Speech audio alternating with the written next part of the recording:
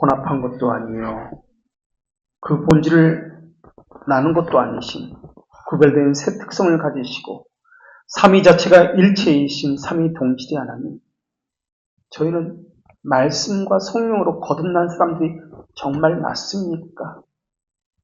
거듭난 사람이라면 어떤 대가를 지고 자기 십자가를 지고 주님을 따를 것이며 필요하다면 자기가 가진 모든 것을 목숨마저 내어놓으려 할 것입니다.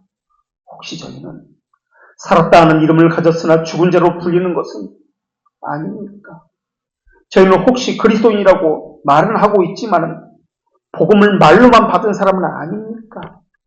집에서, 일터에서, 개인 생활에서 주님의 말씀이 과연 적용되고 있습니까? 삶의 어떤 부분도 사탄에게 내어주고 있지는 않습니까?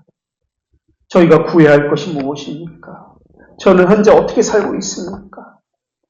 저희는 감옥에서 바울과 실라처럼 살기보다는 헤롯의 궁전에 사는 헤로디아의 딸처럼 헤롯을 기쁘게 하기 위해서 춤을 추고 있는 것은 아닙니까? 저희는 주님을 사랑하고 기리기 위해서 가지고 있는 전 재산을 예수님의 발 아래 부어버리는 막달라 마리아처럼 사는 것이 아니라 성령 하나님을 속이는 아나니아와 사피라처럼 하나님의 것을 속이고 있는 것은 아닙니까? 저희는 과연 이 세상에서 벌어지는 가증한 일들을 슬퍼하고 울며 탄식하고 있는 자들입니까? 아니면 이 세상이 주는 즐거움을 누리면서 이 생의 자랑과 육신의 정욕을 누리며 살고 있는 자들입니까? 하나님을 예배하는 일이 교회당 안에서만 일어나는 것이 아니라 저희의 삶, 저희가 있는 일터, 만나는 사람과의 교제 안에서 일어나야 하는 것 아닙니까? 하나님의 말씀을 듣는 것이 예배 시간에만 일어나는 것이 아니라 삶의 모든 상황에서도 있어야 하는 것 아닙니까? 항상 예수 그리스도를 영접하는 것은 말에 관한 것이 아니라 삶에 관한 것임을 알고 양심을 찔림을 받고 회개하며 내가 어찌할꼬 주님께 물어야 되는 것 아닙니까? 죽은 문자와 말이 아니라 살아있는 하나님의 말씀이 저희에게 들려주기 원합니다. 말씀하여 주시옵소서. 중생의 저자이신 성령님을 보내신 예수 그리스도의 이름으로 기도합니다. 아멘. 하나님께서 오늘 우리에게 주시는 말씀 사도행전 26장 28절의 말씀입니다. 하나님 말씀을 봉독합니다. 하나님 말씀을 경청하십시오.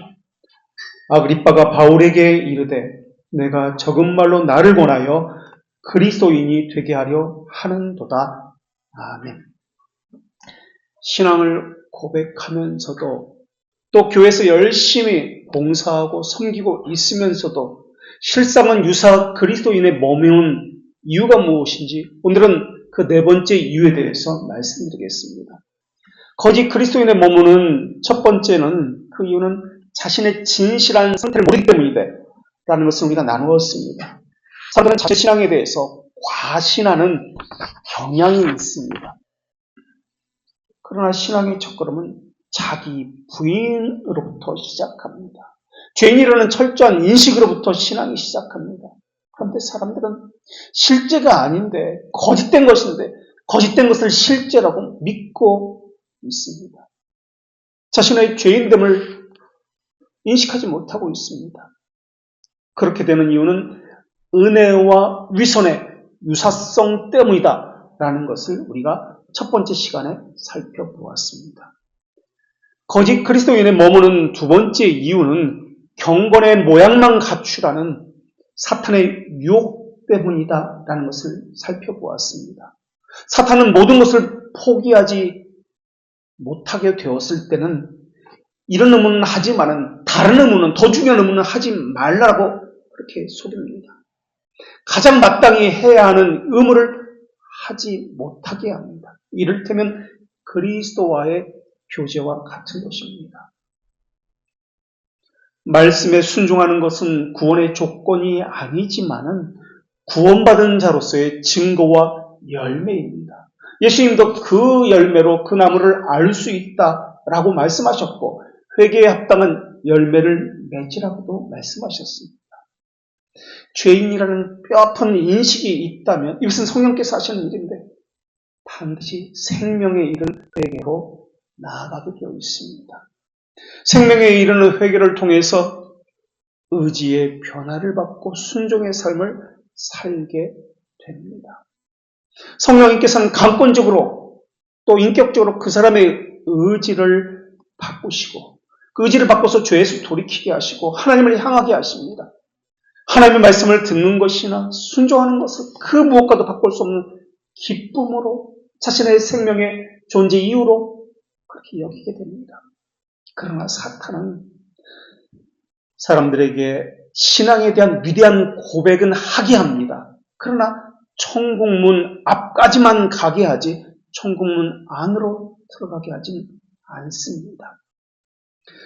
거짓 그리스도인의 머무는 세 번째 이유는 이 사람은 거듭난 그리스도인이 아니라 세상 정신을 가지고 신앙생활하는 사람이기 때문에 그렇습니다. 그들은 세상 방식, 세상의 가치관을 가지고 교회 안에 들어와서 세상 방식, 세상의 가치관을 마치 신앙인 것처럼 그렇게 착각하고 신앙생활합니다. 거듭나지 않은 사람들은 양의 문으로 들어온 사람들이 아니라 몰래 교회 안으로 들어와서 세상 정신으로 교회를 부패하게 만들고 있습니다. 지금까지 이렇게 세 가지 이유에 대해서 살펴보았고 오늘은 네 번째 이유입니다. 내재하는 정욕, 이것이 신앙을 갖지 못하도록 가로막고 있다라는 것을 나누겠습니다. 사실 신앙의 진보, 신앙이라고 말씀드렸지만 아예 신앙이 없다라고 해야 정확한 표현입니다. 그래서 오늘은 우리가 어떻게 하나님을 대적하는지, 하나님을 대적하는 세 가지 방식에 대해서 말씀드리겠습니다. 하나님은 사도 요한을 통해서 세상을 사랑하는 세속주의의 요체가 육신의 정욕, 안목의 정욕, 이생의 자랑이라고 말씀해 주셨습니다. 그런데 요한복음 2장 16절의 이 말씀은 이유를 나타내는 접속사로 시작되는 본문입니다. 그리고 그 앞절인 요한 1서 2장 15절 말씀은 이렇습니다. 이 세상이나 세상에 있는 것들을 사랑하지 말라. 누구든지 세상을 사랑하면 아버지의 사랑이 그 안에 있지 아니하리라 라는 말씀입니다. 그러니까 하나님의 사랑이 그 안에 있지 않다라는 것을 설명하기 위해서 16절에서 이유를 나타내는 왜냐면이라고 시작하는 것이 육신의 정욕, 안목의 정욕, 이생의 자랑이다 라고 하시는 말씀입니다. 요한 서신에서는 세상을 두 가지로 설명하고 있습니다. 우리가 이것은 지난 시간에 살펴본 것입니다. 하나는 하나님이 창조하신 하나님께서 기뻐하시고 사랑하시는 세상입니다. 또 다른 하나는 하나님을 떠난 공중 권세 잡은 자들의 통치를 받고 있는 타락한 세상입니다. 사탄이 사로잡고 있는 세상은 그곳에 거하는 사람들의 생각, 가치관이 삶의 방식이 하나님을 대적하는 방식으로 나타나고 있습니다. 우리는 하나님을 대적하는 것을 회심 전에 바울처럼 교회에 대놓고 불을 지르거나 교회를 파괴하거나 하늘에 대고 욕을 하거나 라고 생각하는데 그런 것이 아닙니다. 하나님을 대적하는 방식은 크게 세 가지가 나타납니다. 첫째가 하나님의 주권과 하나님의 명령을 거부하는 방식으로 나타납니다. 그래서 하나님을 대적하는 사람의 특징이 있습니다. 하나님의 기록된 말씀보다 자기 생각, 자기 경험, 자기 상황, 자기 감정을 더 앞세운다는 점입니다. 하나님의 말씀으로 자신을 늘 점검해야 합니다. 말씀을 읽는 것과 말씀 묵상이 몸에 배어 있어야 합니다. 경건 서적을 읽는 것이 습관화되어 있어야 합니다. 신자로서 어려운 사람을 돌보고 구제에 힘써야 합니다. 그렇게 이야기해도 내가 알아서 판단하겠습니다. 하나님의 명령이라는 것은 알겠습니다만은 내 상황이 지금 그럴 형편이 아닙니다. 자기 생각을, 자기 상황을 하나님 말씀보다 우위에 두고 있습니다. 하나님의 말씀도 내가 판단해서 내 생각 아래에 두고 있습니다. 사무엘상 13장에 보면 이스라엘 왕이었던 사울이 블레셋과 전쟁을 하려고 합니다. 그런데 전쟁을 하기 전에 하나님의 말씀 기다리고 있는 상황입니다. 그런데 말씀을 기다리는 이 상황에서 백성들이 불안해하면서 상황이 불리해지자 두려움을 느낍니다. 하나님께서는 사울의 그러한 모습을 사무엘상 13장 7절에서 이렇게 기록하셨습니다. 사울은 아직 길갈에 있고 그를 따른 모든 백성은 떨더라. 거기다가 사무엘은 오지를 않습니다. 그러면서 백성들이 무서워서 이제 흩어져서 도망가기 시작합니다. 사울은 이러다 블레셋과의 전쟁에 지겠다라는 생각이 듭니다. 그래서 마음이 조급해집니다. 급하니까 제사장이었던 사무엘을 기다리지 못하고 자기 판단으로 제사가 중요하지. 누가 제사를 드리는 이게 중요하지 않아. 제사를 드리기 시작합니다. 나중에 사무엘이 옵니다. 그래서 왜 그랬냐고 나무라자 사울이 변명을 합니다. 블레셋 사람들이 나를 치러 길갈로 내려오기에 내가 여호와께 은혜를 간구하려고 하여 부득이하게 번제를 드렸나이다. 성경에서는 이렇게 완곡하게 표현했지만 사실은 이것은 변명이 아니라 어쩌면 사무엘에게 큰 소리로 따지는 그런 모습이 있는지도 모르겠습니다. 내가 그러고 싶어서 그렇게 했습니까? 지금 이렇게 된 것은 사무엘 당신 때문입니다. 당신이 책임지십시오. 당신 왜 이렇게 늦게 왔어요? 마치 하나님이 주신 저 여자 때문에 내가 선악과를 먹었습니다. 저 뱀이 나를 속여서 내가 이렇게 되었습니다. 라고 했던 것과 동일한 변명을 합니다. 하나님과 관계하는 당사자는 누구입니까? 사울 자신입니다. 물론 인간적으로 보면 사무엘이 늦게 왔습니다. 그래서 사울이 그렇게 한 것이 맞습니다. 우리가 보기에는 제사, 그거 뭐 누가 하든 상관이 없어. 제사 하는 것 중요하지 라고 생각할지도 모르겠습니다. 사울의 모습을 보십시오. 사울은 제사를 했습니다. 그러나 다른 의무는 지키지 않았습니다. 그 결과가 무엇입니까? 죽음입니다. 하나님의 명령은 자기 판단 아래에, 자기 상황 아래에 있는 것이 아닙니다. 사울 같은 망령된 자들은 자기 상황이 변하면은 하나님의 명령을 바꾸고 자기 생각, 자기 감정, 자기 상황을 우선순위에 둡니다. 사울은 자기 상황 때문에 제사장만 할 수 있는 제사를 자기가 했습니다. 자기 감정에 따라서 아말렉을 전멸하는 하나님의 명령을 어기고 자기가 보기에 좋은 전리품들을 남겼습니다. 그리고 교묘하게 이 좋은 것들을 하나님께 예배드리기 위해서, 하나님께 드리기 위해서라고 그렇게 변명을 합니다. 이런 이들은 아나니와 사피라처럼 하나님을 속이면서 거룩함은 버리고 외형적인 신앙생활만 하는 자들입니다. 사울은 평소에는 하나님 없이 살았습니다. 그러다 블레셋이 쳐들어오자 두려워서 하나님을 다시 찾기 시작합니다. 이 물음의 의도는 더더욱 하나님을 멸시하는 물음이었습니다.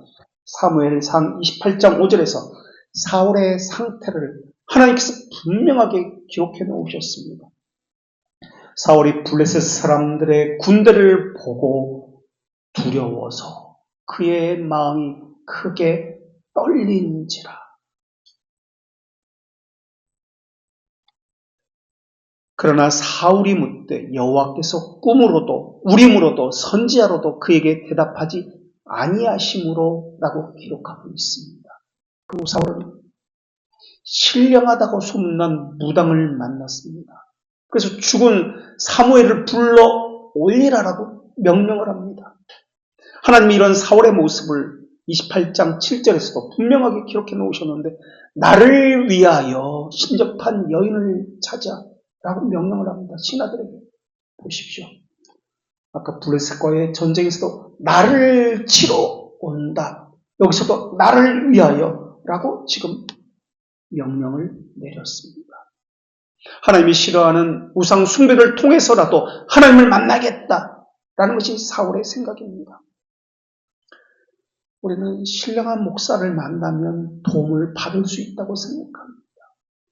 전혀 그렇지 않습니다. 그 사람이 만나야 하는 것은 신령한 목사가 아니라 사무엘이 아니라 하나님입니다. 자기가 하나님을 만나지 못한다면 아무리 유명하고 신령한 목사를 만난다 해도 그 문제가 해결될 수 있는 것이 아닙니다. 물론 목사님을 만나 해결될 수도 있습니다. 그러나 그것은 그 목사가 해결한 것이 아니라 그 목사를 도구로 사용하시는 하나님께서 해결한 것에 불과합니다. 목사는 아무것도 아닙니다. 사울은 죽은 사무엘이 나타나자 깜짝 놀라서 그 자리에 엎드러집니다. 그리고 28장 15절에서 이렇게 이야기합니다. 하나님은 나를 떠나서 다시는 선지자로도 꿈으로도 우리로도 내게 대답하지 아니하므로 내가 행한 일을 알아보려고 당신을 불러 올렸나이다. 그러자 사무엘이 이렇게 이야기합니다. 여호와께서 너를 떠나 너의 대적이 되셨거늘 내가 어찌하여 내게 묻느냐. 여호와께서 너를 떠나 너의 대적이 되셨다. 그러니 내게 묻지 말라는 것입니다. 하나님과 관계가 되지 않았다라는 것을 이야기하고 있습니다. 하나님과 관계가 되지 않는 사람이 아무리 신령한 목사를 찾아간다 해도 아무런 소용이 없습니다. 어떤 대답도 들을 수가 없다라는 것입니다. 하나님은 이러한 사울의 불순종의 결과를 사무엘상 31장 6절에 분명히 기록해서 오늘 우리에게도 경고하고 계십니다. 이렇게 기록하여 우리에게 경고하셨습니다. 사울과 그의 세 아들과 무기를 든 자와 그의 모든 사람이 다 그날에 함께 죽었더라. 모함직도 하고 먹음직도 하고 자기 감정, 자기 느낌을 의지했던 타락한 아담과 하와였습니다. 우리는 베드로처럼 늘 이렇게 이야기합니다. 밤이 새도록 수고하였으되 잡은 것이 없습니다. 자기 경험, 자기 생각을 가지고 하나님의 말씀을 판단하면 안 됩니다. 하나님의 분명한 의무에 불순종하고 자기 감정, 자기 생각을 하나님의 말씀보다 우위에 둔 사람들에게 경고합니다. 하나님의 길이 참으심을 멸시하지 마십시오. 하나님은 정의의 하나님이십니다. 복수자이십니다. 그러나 하나님께서는 또한 저에게 이렇게 말씀해 주셨습니다. 이르시되 내가 은혜 베풀 때 너에게 듣고 구원의 날에 너를 도왔도다 하셨으니 보라 지금은 은혜 받을 만한 때요 보라 지금은 구원의 날이로다 라고 말입니다. 이것이 하나님을 대적하는 첫 번째 방식입니다. 하나님을 대적하는 두 번째 방식은 하나님을 오해하고 제한하는 방식으로 나타납니다. 하나님을 대적하는 자들은 하나님의 뜻을 찾기보다는 자기 욕망, 자기 이기적인 목적을 성공시키려고, 이루려고 하는 수단으로 하나님을 이용합니다. 그런 이들은 기도를 하지 않습니다.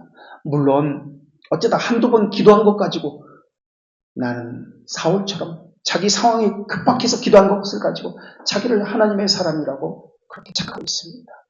하나님 앞에 죄인으로 서지 않습니다. 그저 하나님 앞에 바리새인과 율법 학자로서 설 뿐입니다.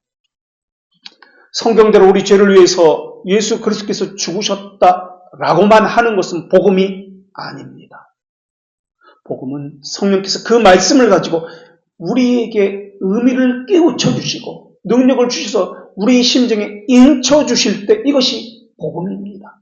성령의 활동이 없는 말은 아무 소용이 없습니다. 어떤 사람은 어려서부터 교리 공부를 했다고 이야기합니다. 철저하게 교리문답에 대해서 알고 있다라고 이야기합니다. 그러나 그런 이들에게 거듭남의 역사가 일어나지 않는다면 안다는 것을 그렇게 말해서는 안 될 것입니다. 그 사람들은 교리문답의 능력이 말에 있다는 것만 배운 사람들입니다. 웨스트민스터 신앙고백서 1장 10항에서 우리에게 뭐라고 가르치고 있냐면 우리 믿음은 성경을 통해서 말씀하시는 성령의 능력의 근거를 두고 있다라고 분명하게 가르치고 있습니다. 성경에는 있다라고 말하고 있지 않습니다. 설교제의 능력에 있다라고도 말하고 있지 않습니다. 성경을 통해 말씀하시는 성령의 능력에 있다라고 분명하게 가르치고 있습니다. 성령의 능력으로 인해서 중생이 일어나고 중생의 결과로 영적인 순종이 일어납니다. 중생되지 않은 자에게는 어떤 경우에도 자발적인 영적인 순종은 나타나지 않습니다. 물론 자기 이득 안에서만 움직입니다. 하나님은 오히려 그런 자들에게 파멸로 치닫게 한다라고 말씀해 주셨습니다. 돌트레이트 3, 4장 16항에서 뭐라고 우리에게 가르치고 있습니까? 선행의 놀라운 저자이신 성령 하나님께서 우리 안에서 역사하지 아니하면 인간은 자신의 자유의지를 악용해서 자신을 파멸로 치닫게 해서 타락으로부터 회복할 수 없는 어떤 가망성도 가질 수 없다라고 우리에게 가르치고 있습니다. 죄인으로 서지 않으니까 자기가 자신의 주인이 되니까 자기 방법으로 문제를 해결하려고 하다 보니까 마음이 어떻게 됩니까? 조급해지는 것이 당연합니다. 죄에서 나온 것이 조급한 확신과 게으름인데 그것이 무슨 말인지 전혀 알아듣지 못합니다. 여기서 게으름이라는 것은 아무것도 하지 않는다는 말의 의미가 아니라 자기 감정, 자기 생각에 노예가 되어서 그것을 향해서는 열정을 내지만 하나님과 거룩한 선을 향해서는 아무것도 하지 않는다는 말이 게으름이라는 뜻입니다. 자기가 이루고자 하는 것에는 열정을 내는 것, 이것이 게으름입니다. 바울이나 사도의 가르침은 사람의 인정한 권위에 근거한 것이 아니었습니다. 바울의 복음 전도는 유창한 말에 있는 것도 아니었습니다. 사람이 지혜를 가지고 말한 것도 아니었습니다. 그저 성령님을 통해서 주시는 주님의 능력에 직접 호소했을 뿐입니다. 생명을 주시는 것은 성령님의 능력이지 사람에게서, 목사에게서 나오는 것이 아니라는 것입니다. 그런데 왜 사람에게서 답을 찾으려고 합니까? 성령님의 능력은 사람들에게 죄인이라는 것을 깨우치는 것에서 나타납니다. 죄인이라고 생각하지 않기 때문에 사람들은 묻고 따지고 파헤치고 자기가 해결사가 되어서 나서고 있는 것입니다. 자기가 답을 정해놓고 그것에 맞추려고 질서를 자기 보기에 좋은 대로 바꾸려고 하는 것입니다. 그래서 중생되지 않은 사람은 나를 위하여 나를 치러 온다. 중심에, 세상의 중심에 내가 있습니다. 사람들은 하나님께 평안을 구합니다. 이 문제가 해결되길 구하고 있습니다. 기도합니다. 그러나 하나님이 제일 먼저 주시는 것은 평안이 아닙니다. 평안은 죄들의 용서에서 나온 결과고 열매입니다. 성령님께서 제일 먼저 주시는 것은 죄인됨을 철저하게 깨닫게 하는 것부터 시작합니다. 이것을 통해서 철저하게 자기 비참함, 절망감을 경험하게 하십니다. 철저하게 낮추기 위해서 광야 40년의 생활을 하게 하십니다. 그것을 통해서 생명에 이르는 회개를 하게 하십니다. 그 은혜가 날마다 거룩하게 그 사람을 교정시키시는 성화자이신 성령님의 역사입니다. 이 성령님의 능력이 없이 어떻게 신자라고 부를 수 있단 말입니까? 그래서 신앙은 말에 관한 것이 아니라 능력에 관한 것입니다. 그 좋은 예가 누가복음 14장에 나오는 수종병 든 환자를 두고 예수님과 바리새인들의 대화입니다. 누가복음을 기록한 누가는 의사였습니다. 그래서 다른 복음서에는 나오지 않는 수종병이라는 병명이 정확하게 밝혀져 있습니다.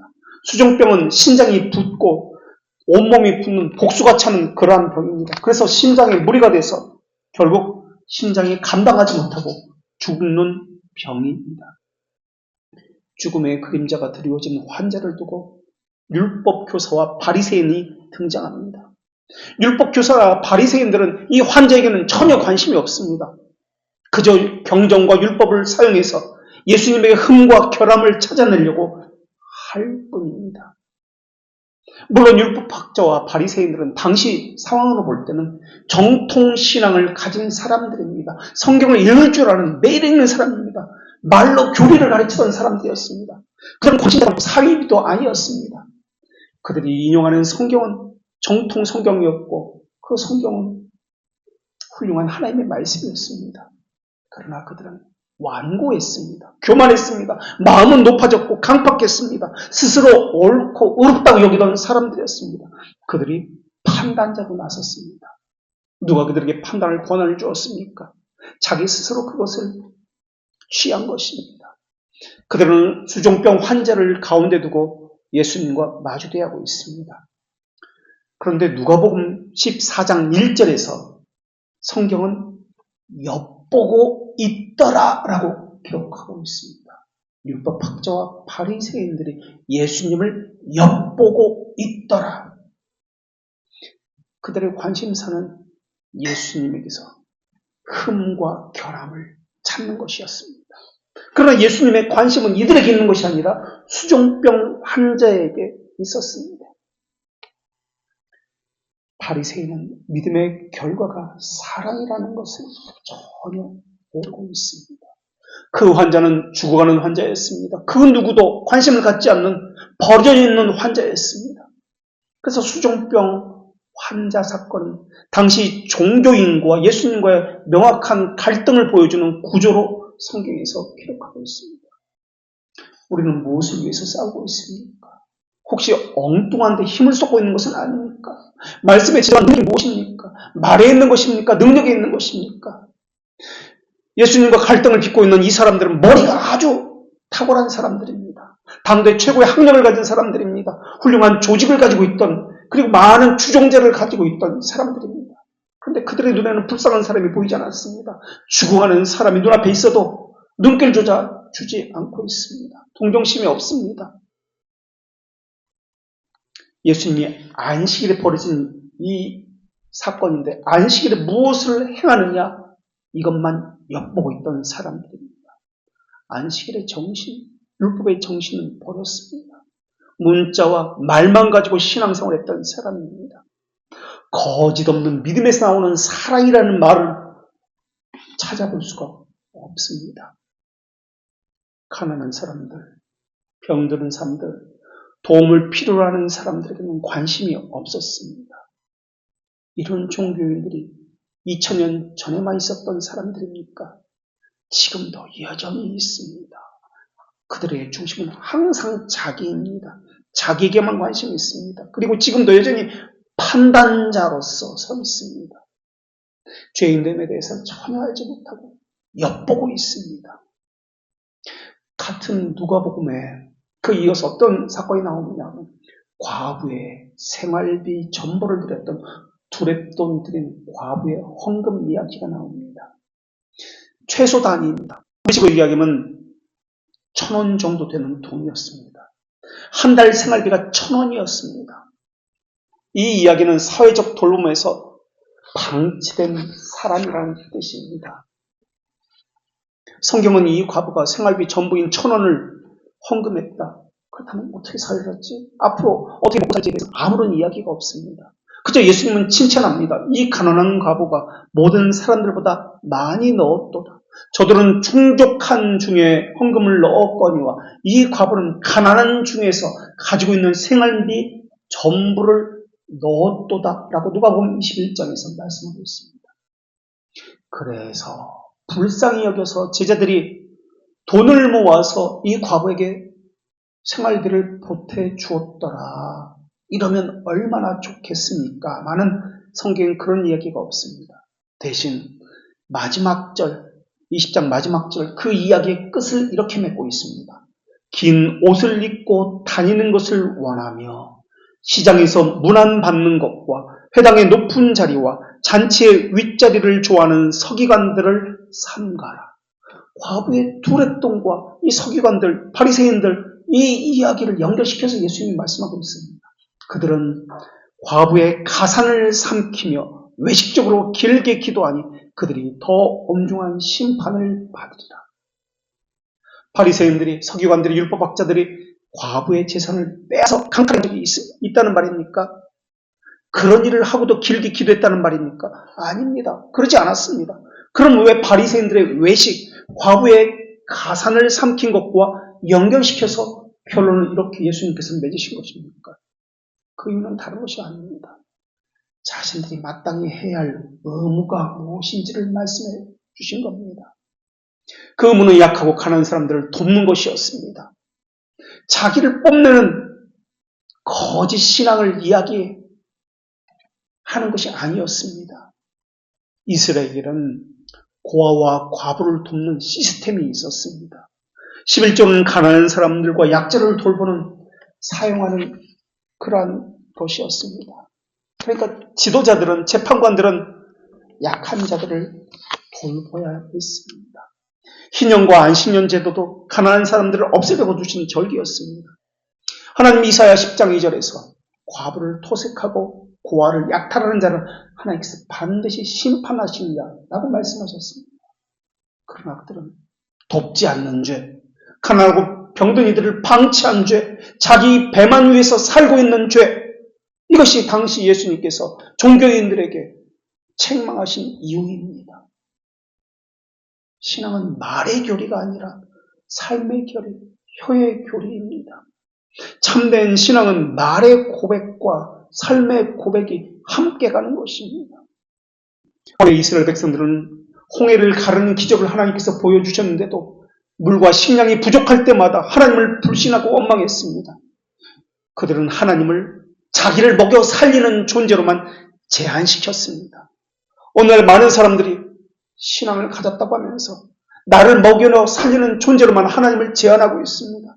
바리새인들이 그랬던 것처럼 신앙을 말의 종교로만, 자기를 위한 종교로만 제한하고 있습니다. 꼬치꼬치 따지면서 교리를 중시하고 개혁신앙이 그렇게 바른 신앙이라고 하면서 율법학자와 바리새인들처럼 구제 11조 하나님을 향한 사랑 전혀 없습니다. 그저 예수님이 뭐라고 하시나 엿보고 있는 것이 율법학자와 바리새인들이 하는 것입니다. 말꼬투리를 잡기 위해서, 교리적으로 모순되는 것은 없나 시비거리를 찾아 고소하기 위해서였습니다. 2000년 전에 죽은 바리새인과 율법학자의 후예들이 오늘날에도 많이 살고 있는 것 같습니다. 장로교회에 다니고 있다고요. 개혁교회에 다니고 있다고요. 그래서 정통신앙을 가졌다고요. 발인교리를 가졌다고요. 그렇게 말했던 사람은 2000년 전에도 있었습니다. 그런 사람들이 예수님을 십자가에 못 박혀 죽인 살인자였습니다. 우리가 배워야 하는 것은 무엇입니까? 주님의 겸손입니까? 바리새인들의 고소입니까? 예수님이 행하시고 가난한 병들이를 돌보신 것입니까? 아니면 바리새인들처럼 그런 사람들을 비난하고 억압하는 것입니까? 예수님을 주기 위해서 서로 적대자였던 사두개인과 바리새인들이 손을 잡았습니다. 나사렛에서 무슨 선한 것이 날 수 있느냐 의심하는 사람도 있었습니다. 나만 장군처럼 요단강에서 몸을 7번 씻으라고 하니까 다메섹에는 강이 없느냐 분노했던 사람도 있습니다. 왜 하나님을 제한하는 것입니까? 왜 자기 이성, 자기 생각을 가지고 자기 상황을 가지고 제한합니까? 하나님이 명하신 의무를 이것은 해도 되고 이것은 하지 않아도 된다는 것은 왜 자기가 판단하는 것입니까? 안식일을 지켰습니다. 제사는 드렸습니다. 그러나 제사의 방식은 하나님의 말씀대로 따르지 않은 사울의 일을 보십시오. 하나님의 말씀대로 아말렉 전쟁에 나아갔습니다. 그러나 모든 것은 죽이지 않았습니다. 그저 하나님의 영광을 위해서 조금 남겨두었을 뿐입니다. 그런 사울이 사무엘로부터 들은 하나님의 말씀이 무엇입니까? 순종이 제사보다 낫다는 말씀 아닙니까? 교리 공부를 배운다고요? 무엇을 위해서 배우십니까? 개혁교회를 다닌다고요? 무엇을 위해서 다니시는 겁니까? 하나님의 말씀의 권위를 인정하고 그 말씀을 따라 살려고 하는 것 아닙니까? 불순종하기 위해서 교회를 다니는 사람도 있습니까? 어떻게 하면 문틈으로 엿보고 트집짜기 위해서, 고소하기 위해서 교회 다니는 사람도 있습니까? 그런데 실상은 어떻습니까? 2000년 전의 사건이 그 후예들이 지금도 있는 것 아닙니까? 솔로몬은 1000번제를 드리고 하나님의 백성의 마음을 살피는 긍휼의 마음을 하나님께 구했습니다. 그런데 그의 말년은 어떻습니까? 백성을 살피기 위해서 긍휼의 마음을 구했던 그 솔로몬이 하나님의 말씀의 의도를 살피지 않는 불순종의 삶을 살기 시작합니다. 요나는 물고기 뱃속에서 회개한 후에 다시 니느웨로 가서 심판의 메시지를 전했습니다. 그런데 자기가 원치 않던 상황들이 일어납니다. 니느웨 사람들이 회개를 하는 것이 싫었습니다. 그래서 화를 냅니다. 하나님의 자비하심에 큰 불만을 가졌습니다. 우리가 해야 할 순종이 무엇입니까? 부분적인 순종, 제한적인 순종입니까? 온전한 순종입니까? 유사 그리스도인들은, 가짜 그리스도인들은 하나님의 말씀을 부분적으로만, 제한적으로만 순종합니다. 온전히 순종하려고 하지 않습니다. 그런 예라면 성경에 얼마든지 찾아볼 수 있습니다. 한 젊은이가 영생을 원했습니다. 그래서 예수님을 찾아봤습니다. 구원을 위해서만 무엇이든지 할 수 있다고 이야기했습니다. 그런데 한 계명만 제외하고 라고 성경은 기록하고 있습니다. 모든 계명에 기꺼이 순종했습니다. 오직 한 계명만 제외하고 말입니다. 어떤 사람은 이렇게 말할 수도 있습니다. 아니, 우리 타락한 본성상 온전히 순종할 수 있는 것은 불가능하지 않습니까? 예, 그렇다면 묻겠습니다. 하나님이 우리의 무엇을 보시는 분이십니까? 우리의 행위를 보시는 분입니까? 우리의 중심을 보시는 분입니까? 우리가 하나님께서 우리에게 원하시는 것이 우리의 행위의 완벽함입니까? 아닙니다. 우리는 타락한 죄인입니다. 타락한 죄인이 하나님 앞에 설 수 있는 것은 타락한 죄인으로서 서는 것 외에는 없습니다. 그렇기 때문에 방종하고 불순종하는 삶을 살아도 된다는 말이 아니라 겸손과 낮아짐으로 더 열심히 마음과 뜻과 정성을 다해서 하나님의 영광을 위해서 살아야 한다는 말입니다. 여기서 뜻이라고 했을 때 마음과 뜻과 정성, 뜻은 우리가 생각하는 마음이라는 단어가 아니라 지성이라는 단어입니다. 지식적으로 하나님을 바르게 알라는 뜻입니다. 피나는 노력을 기울여야 한다는 말입니다. 그것이 마음과 뜻과 정성을 다하여라는 의미입니다. 이것은 중생의 조건이 아니라 중생의 열매입니다. 당연한 귀결입니다. 하나님의 효과적인 부르심은 예수 그리스도의 말씀과 성령으로 교제하도록 부르심입니다. 교제는 하나님과 개인적인 교제를 전제로 합니다. 우리가 완벽할 수 없음에도 하나님께서 우리에게 순종을 요구하십니다. 이것은 구원받기 위해서가 아니라 구원받은 자의 필연적이고 당연한 반응이기 때문에 그렇습니다. 하나님이 요구하시는 순종은 겉으로 드러난 율법 준수만 이야기하는 것이 아닙니다. 그 사람이 가진 의도, 양심이 가진 성향, 그렇게 하고 하는 목적, 이 모든 것들을 청결한 하나님의 말씀으로 점검받아야 한다는 것입니다. 하나님의 말씀이 우리의 양심에 빛을 비추면 늘 우리는 죄인으로 서게 되어 있습니다. 죄인으로서 서게 될 때 무슨 할 말이 있겠습니까? 우리가 싸워야 할 대상은 교회나 목사가 아닙니다. 우리 이웃이나 교회와 함께하는 지체가 아닙니다. 내 안에 있는 하나님을 대적하는 성향, 불순종입니다. 가난한 이들에게 관심도 동정심도 보이지 않는, 피리를 불어도 춤을 추지 않는, 마음에 원리 없는 완악한 내 자신과 싸워야 합니다. 하나님과의 교제를 잃어버린 내 자신과 싸워야 합니다. 예수님과 바리새인의 차이가 무엇이었습니까? 예수님은 죄가 전염되지 않았다고 보신 것이고 바리새인은 죄가 전염된다고 죄인들을 멀리했다는 점입니다. 바리새인들은 죄는 사람과 접촉함으로 생기는 것이라고 생각했습니다. 그래서 바리새인들은 세리, 창기, 병든 자, 가난한 자 접촉하기를 꺼려했고 관심을 두지 않았습니다. 고아와 과부를 자기 집에 들이지 않았습니다. 그러나 예수님은 죄인들의 친구요, 그들과 함께 먹고 마시는 자라고 여겼습니다. 우리도 죄인들의 친구가 아닙니까? 그러나 바리새인들은 자신은 선택받은 사람이기 때문에, 경건한 사람이기 때문에, 하나님의 친구이기 때문에 그들과 함께할 수 없다라고 했습니다. 외형적인 경건은 경건이 아닌데 예수님에게 배타적 태도를 취하면서 문자적인 교리만을 그들은 이야기했습니다. 바리새인과 마찬가지로 어떤 사람은 세속과 결별하기 위해서 세상을 떠나서 산속이나 사막의 수도원이나 기도원으로 들어갔습니다. 어떤 사람은 세상의 오염으로부터 자기를 지키기 위해서 거룩한 가운을 입고 설교단에 섰습니다. 어떤 교파의 사람들은 자기들만의 공동체를 만들어서 지금도 그렇게 함께 살고 있습니다. 하나님의 생명은 흘러가는 것인데 여기가 좋사오니 자기들만의 세계만을 만들고 있습니다. 하나님의 생명은 그것이 물질적인 것이든 영적인 것이든 흘러가는 것이 자연스러운 겁니다. 그런 것이 없습니다. 나 이것만이 있습니다. 그저 의심의 눈초리를 보내고 의도를 멋대로 판단하고 흠과 트집 잡기를 좋아하는, 그래서 예수님을 고소하기 위해서 엿보는 바리새인처럼 말입니다. 이런 상황에서 예수님이 바리새인과 율법학자에게 물은 것이 있습니다. 교리를 그렇게 잘 알고 있고 바른 신앙을 가지고 있다고 생각하는 너에게 묻겠다고 하시면서 이렇게 물으셨습니다. 안식일에 선을 행하는 것이 옳으냐? 예수님이 물으신 것은 너희들이 언제 할례를 받았느냐? 교리를 누구에게 어떻게 배웠느냐? 칭의 교리의 뜻이 무엇이냐라는 것이 아니었습니다.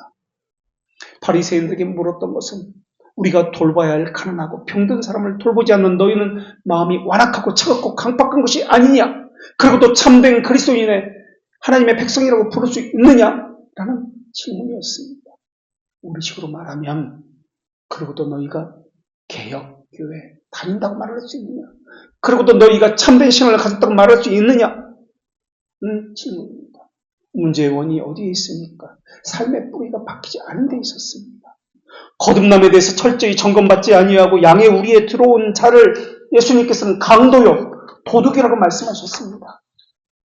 우리가 언제 무엇을 가지고 어떻게 내 자신에 대해서 점검한 적이 있습니까? 자기를 부인하는 겸손이 있습니까?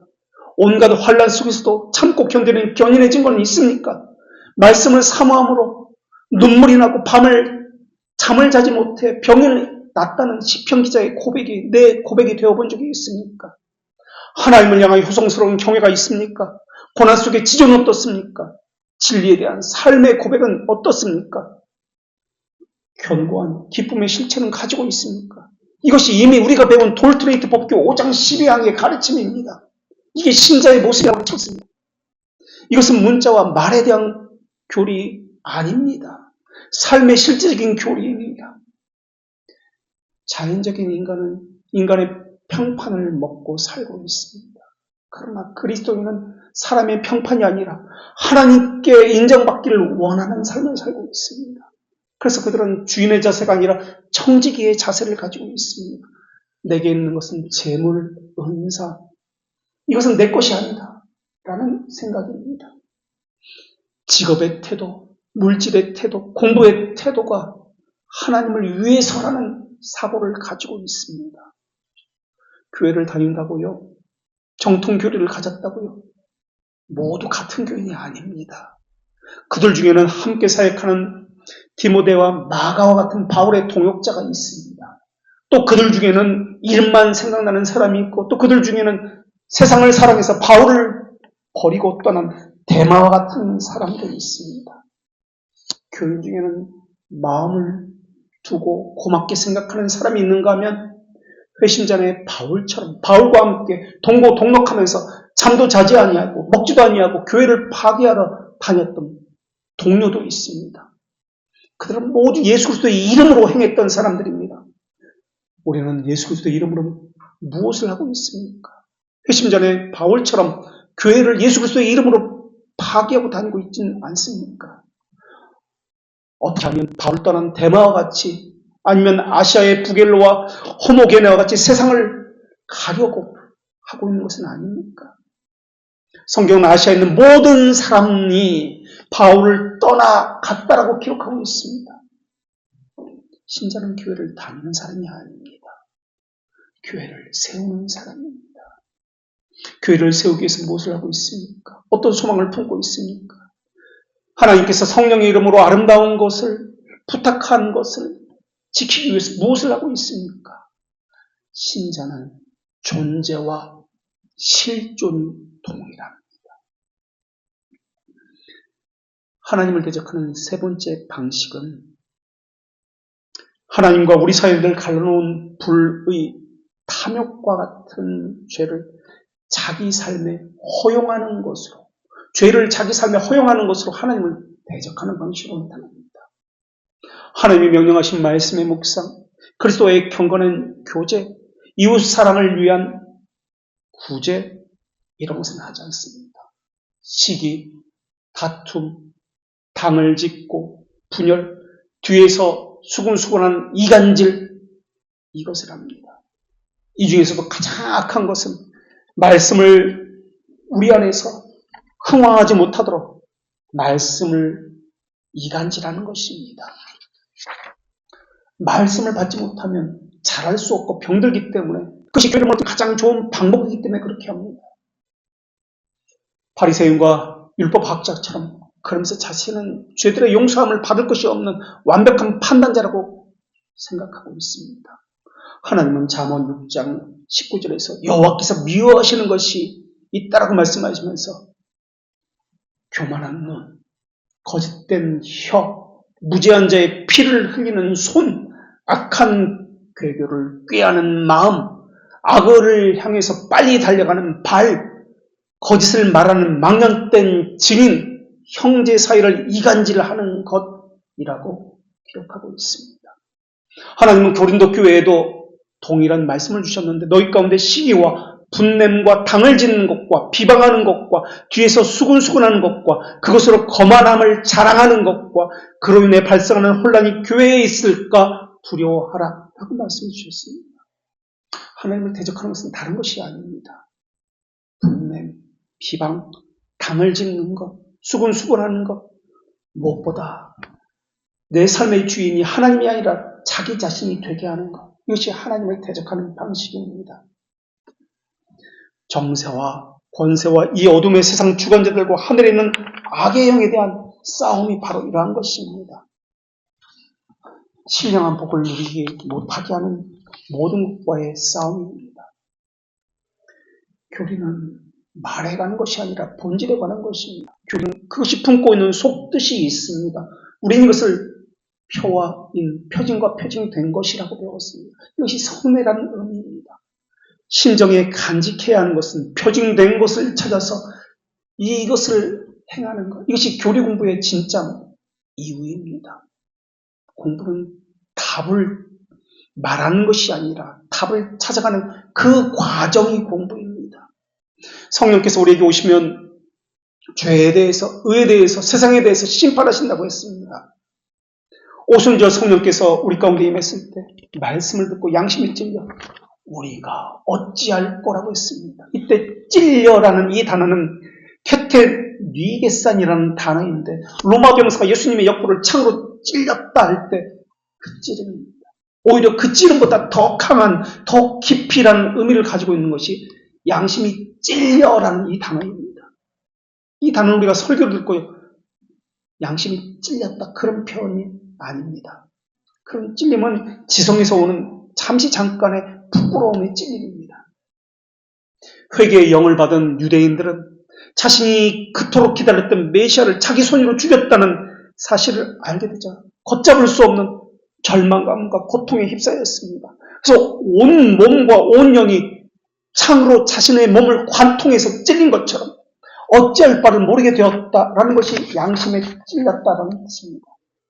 말씀의 창이 로마 병사의 창보다 더 심각한 상처를 입혔고 고통을 주었다라는 뜻입니다. 바로 이것이 죄를 깨닫게 하시는 성령님의 능력입니다.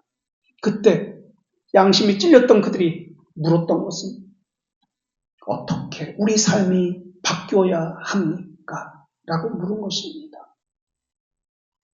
이 묻는 자세가 삶의 변화, 어떻게 살아야 합니까? 이것이 구원의 첫걸음입니다. 바리새인처럼 경전을 다 외웠다고요? 교리를 배워서 다 알고 있다고요? 오랫동안 모태신앙이었다고요? 그것은 이름이지 실상이 아닙니다. 우리는 예배 때마다 하나님의 나라를 위한 영적 전쟁에 참전했던 한 주간의 삶을 마음으로 하나님께 보고합니다. 세상과 타협하라고 요구했던 강요가 우리 삶에서 얼마나 많은지 모릅니다. 불이익을 받을까봐 불을 모른 채 묵인하는 것도 있었습니다. 그래, 이번 한 번만 하자. 나중에 제대로 하면 되지. 라는 자기 합리화도 있었습니다. 말씀에 맞지 않는 세상의 요구, 관습도 있었습니다. 물질을 성공의 기준으로 삼아야 한다는 세상 정신도 우리를 괴롭혔습니다. 누군가를 따돌리거나 부당하게 비난해야 하는, 그래서 그것에 동참하지 않으면 내가 소외될까봐, 나도 따돌림을 받을까봐 동조를 강요하는 이런 상황도 있었습니다. 상대방의 환심을 사기 위해서 과장되게 말하거나 아첨을 해야 하고 거짓말을 해야 했던 상황에 처해졌던 적이 있습니다. 수많은 갈등과 시험 속에 있었던 것이 우리의 삶입니다. 그런 수많은 시험 속에서 때로는 넘어집니다. 때로는 이겨내기도 합니다. 우리는 예배에서 그런 우리의 상황에 대해서 하나님께 마음으로 아뢰는 것입니다. 때로는 감사함으로 아뢰입니다. 때로는 눈물로 회개로 하나님 앞에 아뢰입니다.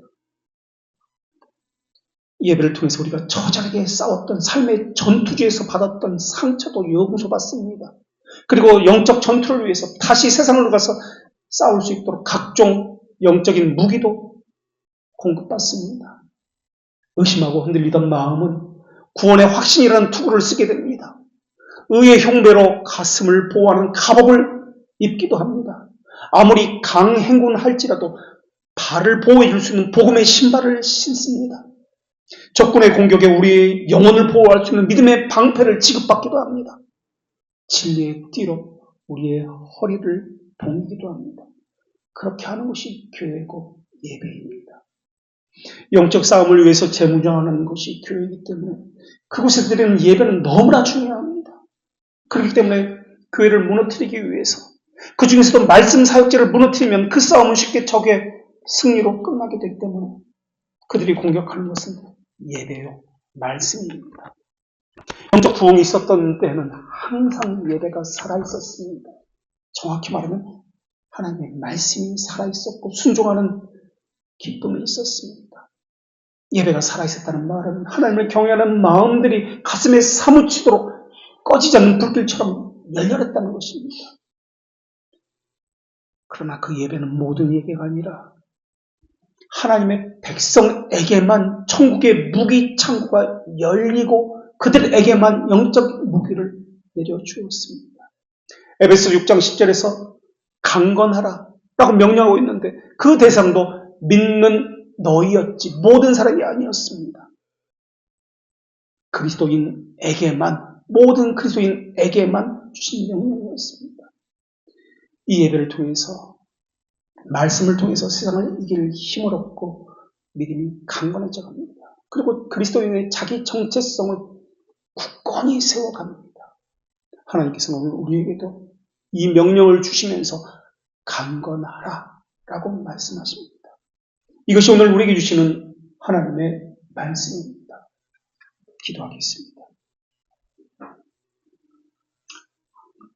거룩한 삼위동실의 하나님, 저희는 하나님의 은혜에서 나오는 혜택에 빚을 졌습니다.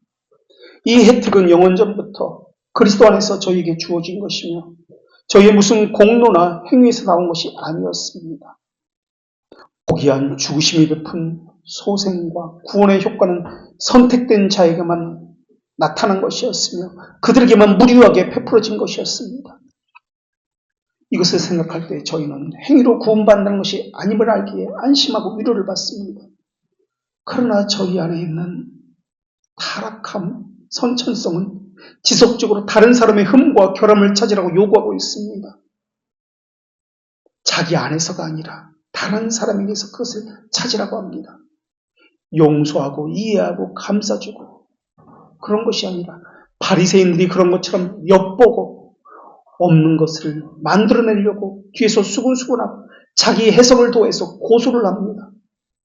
고소받을 자는 예수님이 아니라 다른 사람이 아니라 자기 자신인데 1만 달란트 빚진 자가 100데나리온 빚진 자를 감옥에 가둔 것 같이 하고 있는 것이 저희입니다.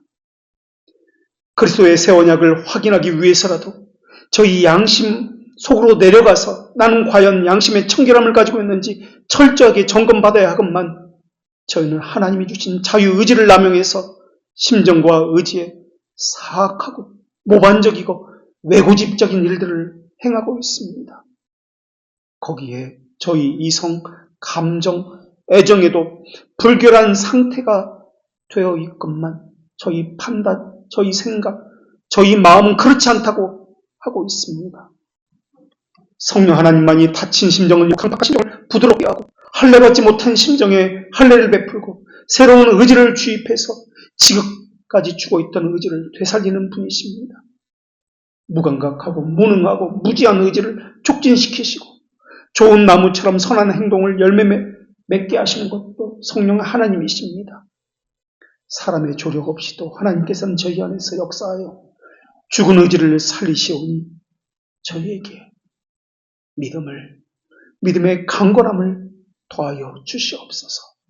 하나님을 경외하는 마음이 열렬함이 사그러지지 않도록 이 교회 하나님의 자비와 은혜와 성령께서 함께 하시는 말씀을 내려 주시옵소서. 유일한 구세주이신 예수 그리스도의 이름으로 기도합니다. 아멘.